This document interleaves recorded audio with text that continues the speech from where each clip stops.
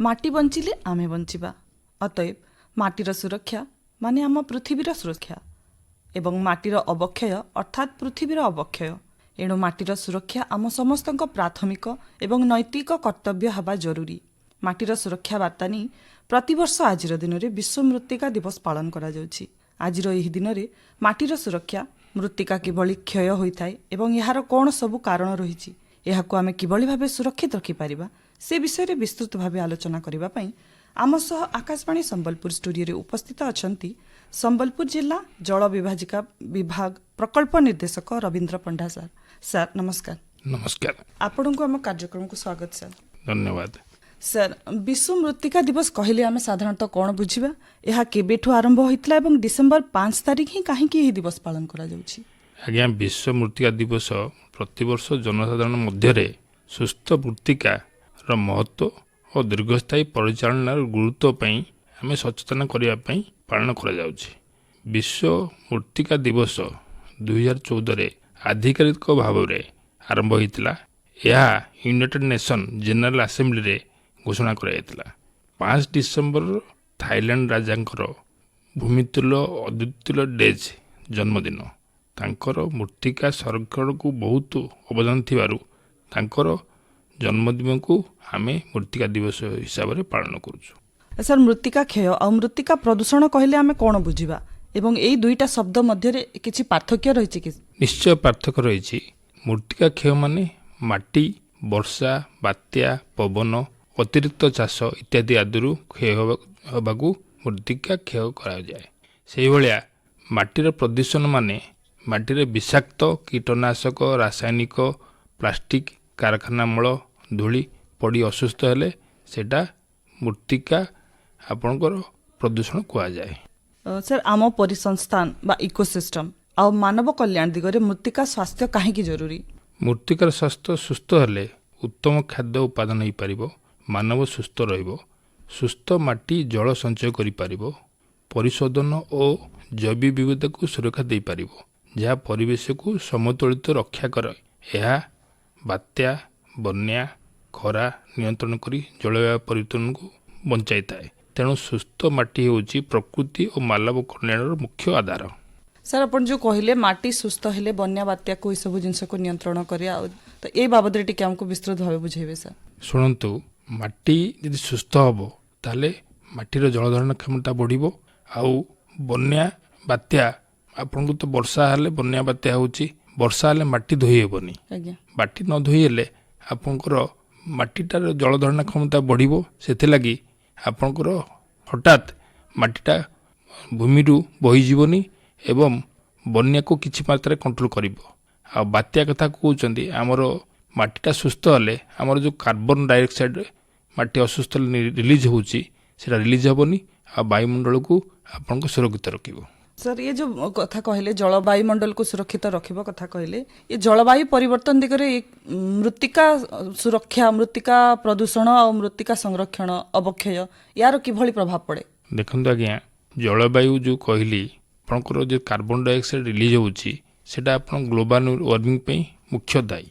जदि आमे carbon dioxide माटी रिलीज हेबनी ताले ग्लोबल वार्मिंग हेबनी। ता सहित आपन जहाँ कार्बन डाइऑक्साइड आमर कल कारखाना अन्य होउची आम जो वृक्षरोपण करवा सेटा को शोषण कर नब तो सेटा आपन जो कहउचंती जे केमिति ताकू अफेक्ट करूची तो आपन माटीर बहुत से अवदान अच्छी। आमर वर्ष को आपन आमर ओडिशा रे 2 टन रु 10 टन पर्यंत गोटे हेक्टर रु माटी धोई जाउची वर्षा जल रे। तो से अनुसार कार्बन आपनकर कार्बन डाइऑक्साइड रिलीज होउची जोटा कि हेई परिबो नै। सर मृत्तिका अवक्षय आम परिवेश खाद्य सुरक्षा और मानव स्वास्थ्य को किभଳି भाबे प्रभावित करे? मृत्तिका क्षय हेले बन्या खरा भूस्खलन वृद्धि पाए, जैव विविधता कमी जाउची, आउ फसल उत्पादन कमी जाउची, पोषक तत्व खाद्य कमी जाउची। तो कृषि जमी क्षय होई खाद्यर अभाव घटे, धूलीकरणा बढ़ी चले, श्वास रोग पानी दूषित होई पेट रोग जलज रोग प्रसार करे। सर एक कथा जो कहले मृत्तिका प्रदूषण हेले मानव स्वास्थ्य उपरे भी यार प्रभाव पड़े? आज्ञा केमिति प्रभाव पड़े सर? देखंतु मृत्तिकार रे आपनकर जहाँ खाद्य शस्य से आपण करूचंती तो मृत्तिका यदि क्षय हो गला मृत्तिकार ସ୍ୱାସ୍ଥ୍ୟ ଖରାପ ହେଲା, ସେଥିରେ ଆପଣଙ୍କର ହେଭି ମେଟାଲ୍ସ ଆର୍ସେନିକ୍ ତାର ପରିମାଣ ବଢ଼ିଗଲା, ଯେଉଁଟାକି ଆମର ଖାଦ୍ୟ ସହିତ ଆମ ପେଟକୁ ଗଲା, ତ ଆମ ସ୍ୱାସ୍ଥ୍ୟ ସେଥିରେ ଖରାପ ହେଉଛି। ଆଉ କେମିକାଲ ପେଷ୍ଟିସାଇଡ୍ ଆମେ ଅଧିକା ଦେଉଛନ୍ତି ମୂର୍ତ୍ତିର ସ୍ୱାସ୍ଥ୍ୟ ବଢ଼ାଇବା ପାଇଁ, ସେ କେମିକାଲ ପେଷ୍ଟିସାଇଡ୍ଟା ଇନଡାଇରେକ୍ଟଲି ଆମ ଦେହକୁ ହିଁ ଯାଉଛି, ଯେଉଁଟାକି ଆମର ଇନଡାଇରେକ୍ଟଲି ଆମର ସ୍ୱାସ୍ଥ୍ୟକୁ ଖରାପ କରୁଛି। କିଭଳି ଭାବରେ ତାର ପ୍ରଭାବ ପଡ଼େ ସାର୍ ସ୍ୱାସ୍ଥ୍ୟ ଉପରେ? ଦେଖନ୍ତୁ ଆଜ୍ଞା, ଆପଣ ଯେଉଁ ଖାଦ୍ୟ ଖାଉଛନ୍ତି, ଖାଦ୍ୟରେ ଆପଣଙ୍କର ପୋଷକ ତତ୍ତ୍ୱ ରହୁନି। ପୋଷକ ତତ୍ତ୍ୱ ଜାଗାରେ ଆମର କେମିକାଲ ଯେଉଁଟାକୁ ଆପଣ ଦେଉଛନ୍ତି ଡାଇରେକ୍ଟଲି ମାଟିରେ, ସେ ଜିନିଷଟା ଖାଦ୍ୟ ଗଛ ନ ଖାଇପାରି ସେଠାରେ ତା ଖାଦ୍ୟରେ ଆପଣଙ୍କ ପେଟକୁ ଯାଉଛି, ତ ସେଥିରେ ଆପଣଙ୍କର ଦେହ ଖରାପ ହେଉଛି। ଆପଣଙ୍କୁ ଯାହା ଦରକାର ପୋଷକ ତତ୍ତ୍ୱ ନ ମିଳି ଆପଣଙ୍କର କେମିକାଲ ଆପଣ ବଢ଼ିକି ଯାଉଛି। ସେଭଳି ଆପଣ କୀଟନାଶକ ବ୍ୟବହାର କରୁଛନ୍ତି।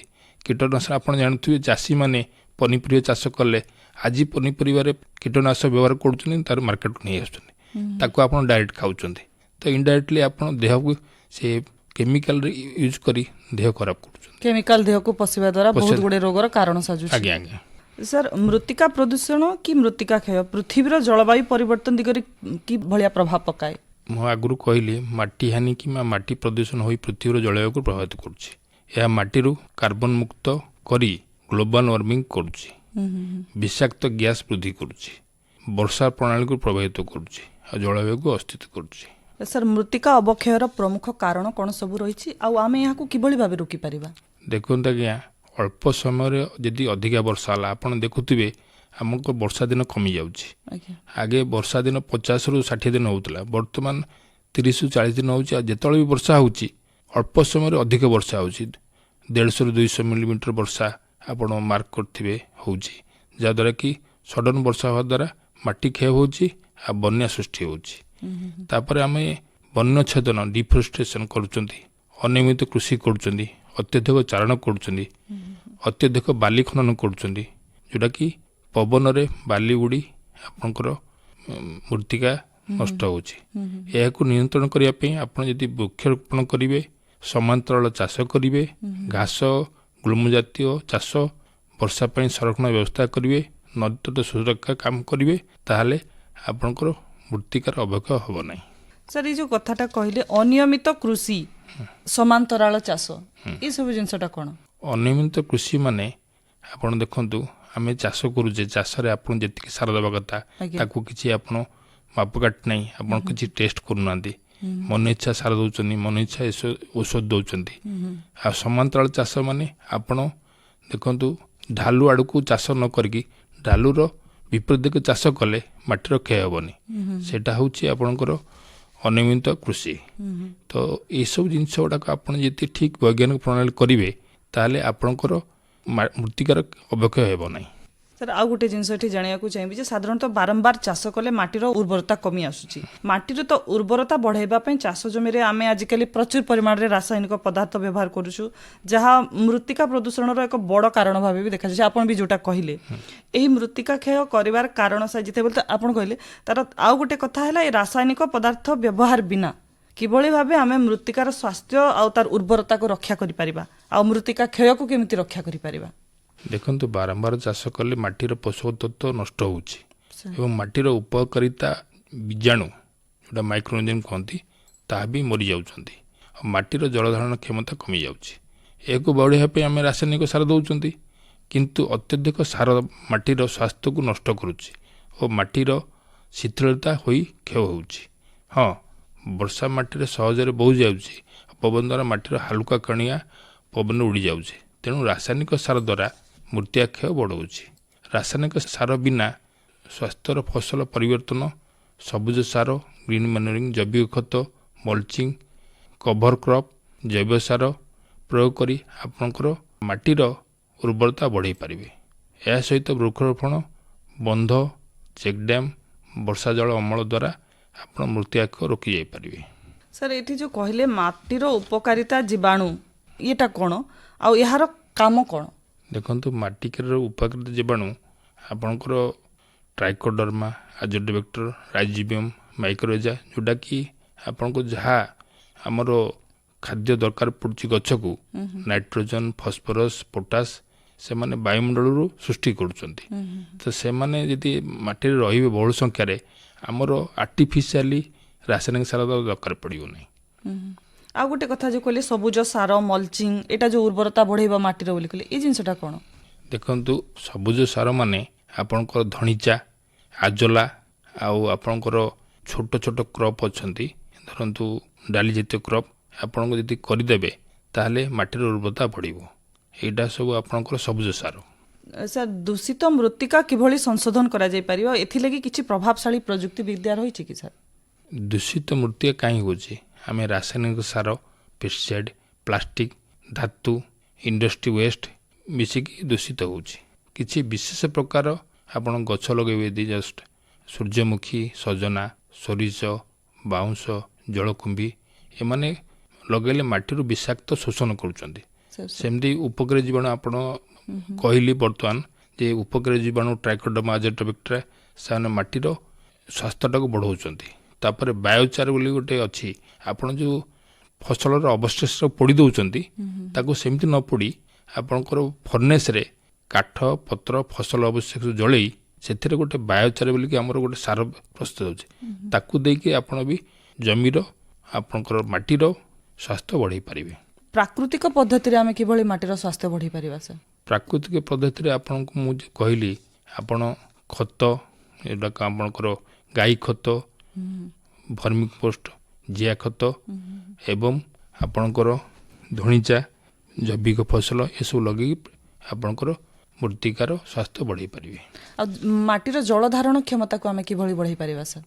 ଶୁଣନ୍ତୁ, ମାଟିରେ ଯଦି ଅର୍ଗାନିକ୍ କାର୍ବନ କମିଗଲା ଆପଣଙ୍କର ଜଳଧାରଣ କ୍ଷମତା କମିଯିବ।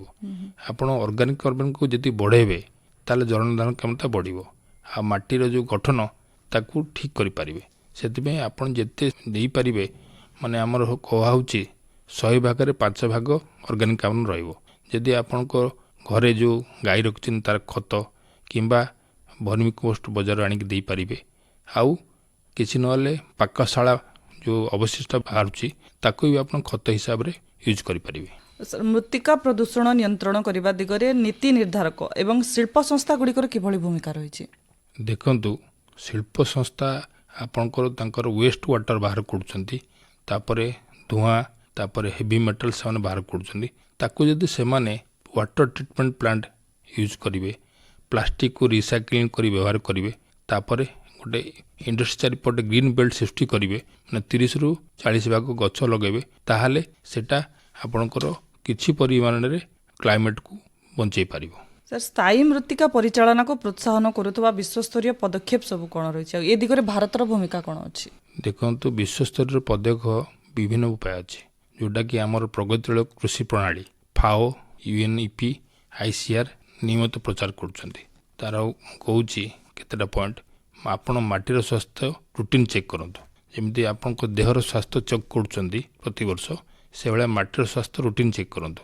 ସେଥିରେ ଆପଣ PH, organic carbon, NPK, heavy metals, micronutrient ଜାଣିପାରିବେ। ସେ ଅନୁସାରେ ଆପଣ ଟ୍ରିଟମେଣ୍ଟ କରିପାରିବେ ମାଟିକୁ। ତାପରେ ଅଛି ଜିରୋ କେମିକାଲ ରେସିଡ୍ୟୁ ଏଗ୍ରିକଲଚର। ଆପଣ କେମିକାଲ ୟୁଜ୍ ନ କରିବି ଆପଣ ଯେଉଁ ନିମ୍ ବେସ୍ଡ ପେଷ୍ଟ ବି ୟୁଜ୍ କରିପାରିବେ। ତାପରେ ଇଣ୍ଟିଗ୍ରେଟେଡ୍ ନ୍ୟୁଟ୍ରିଏଣ୍ଟ ମ୍ୟାନେଜମେଣ୍ଟ କରନ୍ତୁ। ଆପଣ ଅସନ୍ତୁଳିତ ସାର ଦିଅନ୍ତୁ ନାହିଁ, ସେଭଳିଆ ଇଣ୍ଟିଗ୍ରେଟେଡ୍ ପେଷ୍ଟ ମ୍ୟାନେଜମେଣ୍ଟ କରନ୍ତୁ ଆଉ ପ୍ରିସିସନ୍ ଫାର୍ମିଂ କରନ୍ତୁ। ତାପରେ ଜୈବିକ ଅଂଶର ପୁନଃବୃଦ୍ଧି କରନ୍ତୁ। ଯେମିତି ମୁଁ କହିଲି, କମ୍ପୋଷ୍ଟିଂ, ଫସଲ ଅବଶେଷର ଜଳାଇବା ନିଷେଧ, ବାୟୋଚାର ଯୋଗ କରନ୍ତୁ, ଫସଲ ଚକ୍ରତା ବୃଦ୍ଧି କରନ୍ତୁ, ମାନେ ଧାନ ଜାତୀୟ ଫସଲ, ତାପରେ ଡାଲି ଜାତୀୟ ଫସଲ, ତାପରେ ତୈଳ ଜାତୀୟ ଫସଲ, ପନିପରିବା ଏସବୁ କରନ୍ତୁ। ଆଉ ଜଳବାୟୁ ସହନଶୀଳ ଚାଷ କରନ୍ତୁ, ମାନେ ଆମର ଯାହା ଭେରାଇଟି ଅଛି, ଯେଉଁ ଜଳବାୟୁକୁ ରେଜିଷ୍ଟାନ୍ସ ଅଛି, ସେଭଳିଆ ଭେରାଇଟି ନେଇକି ଚାଷ କରନ୍ତୁ। ସାର୍ ଏଠି ଯେଉଁ କହିଲେ ମାଟିର ସ୍ୱାସ୍ଥ୍ୟ ପରୀକ୍ଷା ନିୟମିତ ଭାବେ କରାଇବା କଥା ଯେଉଁ କହିଲେ, ମାଟିର ସ୍ୱାସ୍ଥ୍ୟ ପରୀକ୍ଷା କେମିତି କରାଯିବ, କିଏ ଏସବୁ କରନ୍ତି ଆଉ ସାଧାରଣ ଲୋକଟା ଏ ବିଷୟରେ କେମିତି ଜାଣିପାରିବ? ଆପଣ ପାଖରେ ଯେଉଁ BO ମାନେ ବ୍ଲକ ଏଗ୍ରିକଲଚର ଅଫିସର ଅଛନ୍ତି, ତାଙ୍କ ପାଖକୁ ଆପଣ ଯାଇପାରିବେ। ଆପଣ ମାଟିର 1 ଏକର ଜାଗାରୁ 5ଟି ଜାଗାରୁ ମାଟି ନେଇ ତାକୁ ମିଶାଇ 250 ଗ୍ରାମ ବାହାର କରିବେ। ଗୋଟେ ଜରିରେ ଆପଣ କ'ଣ କ୍ରପ୍ ଆଗରୁ କରିଥିଲେ ଏବଂ ବର୍ତ୍ତମାନ କ'ଣ କରିବାକୁ ଚାହୁଁଛନ୍ତି ତାକୁ ଲେଖିବେ। ଲେଖିକି ଆପଣ ନାଁ ଗାଁ ଲେଖିକି ସେ ଅଫିସରେ ପହଞ୍ଚିଲେ ତାର ଟେଷ୍ଟ କରିକି ସେମାନେ ରିପୋର୍ଟ ଦେବେ ଏଇଟା ଆପଣଙ୍କୁ ଫ୍ରି ଅଫ୍ କଷ୍ଟ ହେଇପାରିବ। ସରକାରୀ ସ୍ତରରେ ମାଗଣାରେ କରାଯାଉଛି। ମାଗଣାରେ କରାଯାଉଛି। ସାର୍ ଆଉ ଗୋଟେ କଥା ଜାଣିବାକୁ ଚାହିଁବି ଏଠି ଯେ ଫସଲ ଚକ୍ର କଥା ଯେଉଁ କହିଲେ ଆପଣ, ଏ ଫସଲ ଚକ୍ରଟା କ'ଣ, ଆଉ ଏ ଫସଲ ଚକ୍ର ଦ୍ୱାରା କେମିତି ମୃତ୍ତିକା ସଂରକ୍ଷଣ କରାଯାଇପାରିବ? ଦେଖନ୍ତୁ, ଫସଲ ଚକ୍ର ମାନେ ଆପଣ ଯଦି ଗୋଟେ ଧାନ ଜାତୀୟ ଫସଲ ଲଗାଇଲେ, ଧାନ ଜାତୀୟ ଯେଉଁ ସାର ନେଇଗଲା ତାକୁ ଯଦି ଆପଣ ଡାଲି ଜାତୀୟ ଫସଲ କରିବେ, ସେଥିରେ ଆପଣଙ୍କର ନାଇଟ୍ରୋଜେନ୍ ଫିକ୍ସେସନ୍ ହେଇପାରିବ।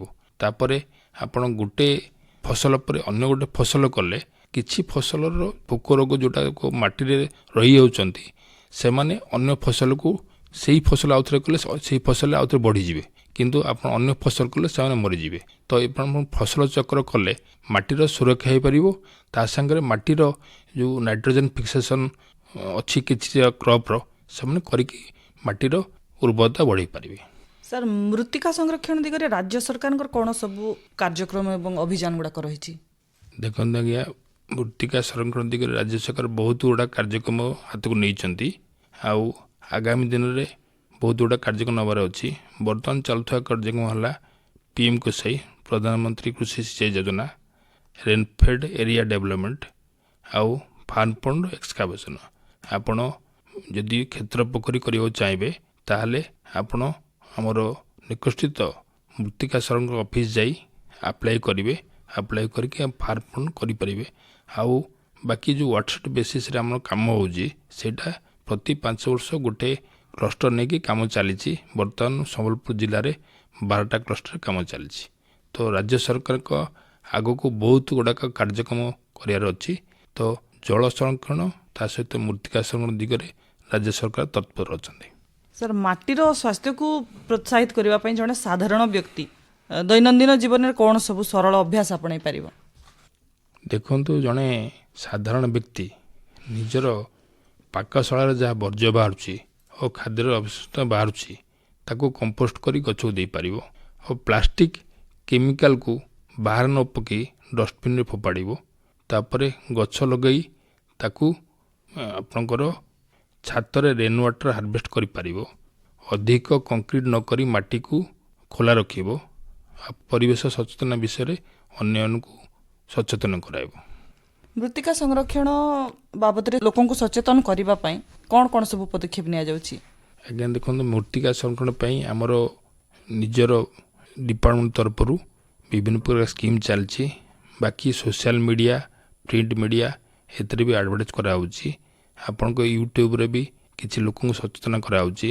ଆଉ NGO ମାନଙ୍କୁ ସେଥିରେ ସହଯୋଗ କରିବା ପାଇଁ ଆମକୁ ବହୁତ ପ୍ରକାର ତାଙ୍କୁ ପ୍ରୋତ୍ସାହନ ଦିଆଯାଉଛି। ସାର୍ ଏ ବର୍ଷ ଯେଉଁ ମୃତ୍ତିକା ଦିବସର ବାର୍ତ୍ତା ରଖାଯାଇଛି ସୁସ୍ଥ ସହର ପାଇଁ ସୁସ୍ଥ ମାଟି, ଏ ବାର୍ତ୍ତାର ମହତ୍ତ୍ୱ କ'ଣ ରହିଛି ସାର୍? ଆପଣ ଦେଖନ୍ତୁ, ସୁସ୍ଥ ମାଟି ମୁଁ ତ ଆଗରୁ କହିଲି, ସୁସ୍ଥ ମାଟିରେ ସୁସ୍ଥ ଜୀବନଯାପନ ପ୍ରଣାଳୀ ନିର୍ଭର କରୁଛି। ସୁସ୍ଥ ସହର, ଆମେ ସହରରେ କ'ଣ କରୁଛେ, ଆବର୍ଜନା ନିଜ ଘର ଆଗରେ ସାଇଡ଼ରେ ଫୋପାଡ଼ି ଦେଉଛେ, ଯେଉଁଟାକି ପରିବେଶକୁ ଦୂଷିତ କରୁଛି।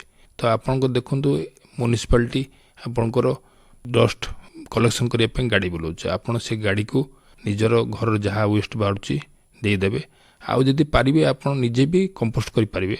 ନହେଲେ ଆପଣ ସେଇଟାକୁ ବାହାରେ ନ ଫୋପାଡ଼ି ଆପଣଙ୍କ ଗାଡ଼ିକୁ ଦେଇପାରିବେ, ଯାହାଦ୍ୱାରା ଆପଣଙ୍କ ପରିବେଶ ନିର୍ମଳ ରହିବ ଏବଂ ଆପଣଙ୍କର ଜଳବାୟୁ ବି ସେ ଦ୍ୱାରା ପ୍ରଭାବିତ ହେବ ନାହିଁ।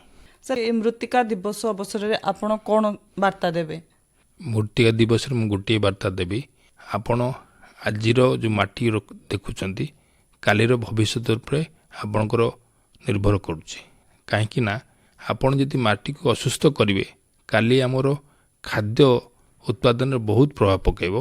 ଆଉ ଆପଣ କାଲିର ଯେଉଁ ପିଢ଼ି ଆସିବେ ତାଙ୍କର ଯେଉଁ ଖାଦ୍ୟମାନ ଉପରେ ଆପଣ ବହୁତ ପ୍ରକାର ଅସୁବିଧା ହେବ।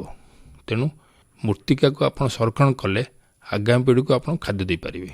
ଆଗାମୀ ପିଢ଼ି ପାଇଁ ମାଟିକୁ ସୁରକ୍ଷିତ ରଖିବା ଦିଗରେ ଆମର କ'ଣ ଦାୟିତ୍ୱ ହେବା ଦରକାର? ବର୍ତ୍ତମାନ ପିଢ଼ିର କ'ଣ ଦାୟିତ୍ୱ ହେବା ଦରକାର? ବର୍ତ୍ତମାନ ପିଢ଼ିର ଦାୟିତ୍ୱ ହେବା ଦରକାର, ଆପଣ କେମିକାଲ ଚାଷ ନ କରିକି ପ୍ରାକୃତିକ କୃଷି, ନ୍ୟାଚୁରାଲ କୃଷି ଉପରେ ନିର୍ଭର କରନ୍ତୁ। ଆଉ ଯେମିତି କହିଲି, ଆପଣଙ୍କର କଂକ୍ରିଟ୍ ଜଙ୍ଗଲ ନ କରିକି ରେନ୍ ୱାଟର ହାରଭେଷ୍ଟ ଆଉ ମାଟିର ସୁରକ୍ଷା ପାଇଁ ଆପଣ ଜୈବିକ ଖତ ଆଉ ଯେତେ ପ୍ରକାର ଆପଣ କରିପାରିବେ ତା'ର ଧ୍ୟାନ ଦିଅନ୍ତୁ। ଆଉ ନିଜେ ଗୋଟେ ଗାଈ ରଖନ୍ତୁ। ଗାଈର ମଳ ମୂତ୍ର ଖତ ଗଛକୁ ଦିଅନ୍ତୁ, ମାଟିକି ଦିଅନ୍ତୁ। ସାର୍ ପ୍ରାକୃତିକ କୃଷି କଥା ଯେଉଁ ଆପଣ କହୁଛନ୍ତି, ପ୍ରାକୃତିକ କୃଷି କ'ଣ ଆଉ ଏହା ମୃତ୍ତିକା ସଂରକ୍ଷଣ ଦିଗରେ କିଭଳି ସହାୟକ ହେଉଛି? ପ୍ରାକୃତିକ କୃଷି ହେଉଛି ଆମର ଯେମିତି ପ୍ରକୃତିରେ ହେଉଛି। ପ୍ରକୃତିରେ ଆମେ କୌଣସି ସାର କେମିକାଲ ଦେଉନେ। ସେଥିପାଇଁ ପ୍ରାକୃତିକ କୃଷି ମାନେ ଆପଣ ନେଚରରେ ଯାହା ହେଉଛି ସେ ଅନୁସାରେ ଆପଣ ଚାଷ କରନ୍ତୁ। ଆପଣ ଦେଖନ୍ତୁ ନେଚରରେ ଯେଉଁଠି ପ୍ରକୃତିରେ ଯେଉଁ ଜଳବାୟୁ ଅଞ୍ଚଳରେ ଯେଉଁ ଚାଷ ହେଉଥିଲା ସେଇ ଚାଷ ଆପଣ ଯଦି କରିବେ ତାହେଲେ ଆପଣଙ୍କ ସେ ଜାଗାରେ ଆପଣଙ୍କ ସେଇ ଉତ୍ପାଦନଟା ହେଇପାରିବ। ଆମ ଆର୍ଟିଫିସିଆଲି କରି ଚାଷ କରୁଛେ, ବେଶୀ ସାର ଔଷଧ ଦେଇ ଆମେ ଗୋଟେ ଫୋର୍ସେବଲି ଗୋଟେ କୃଷି ପ୍ରଣାଳୀକୁ ଆପଣାଉ ନେଉଛେ, କିନ୍ତୁ ସେଇଟା ପ୍ରାକୃତିକ କୃଷି ନେଚରରେ ଯାହା ହେଉଛି ସେଇଟା ହିଁ କରନ୍ତୁ। ସାର୍ ବିଶ୍ୱ ମୃତ୍ତିକା ଦିବସ ଅବସରରେ ଆପଣ ଆକାଶବାଣୀ ସମ୍ବଲପୁର ଷ୍ଟୁଡିଓକୁ ଆସି ଆମ ସହ ଏ ବିଷୟରେ ଆଲୋଚନା କରିଥିବାରୁ ଆପଣଙ୍କୁ ବହୁତ ବହୁତ ଧନ୍ୟବାଦ ସାର୍। ଧନ୍ୟବାଦ ମ୍ୟାଡ଼ାମ। ସାର୍ ନମସ୍କାର। ନମସ୍କାର।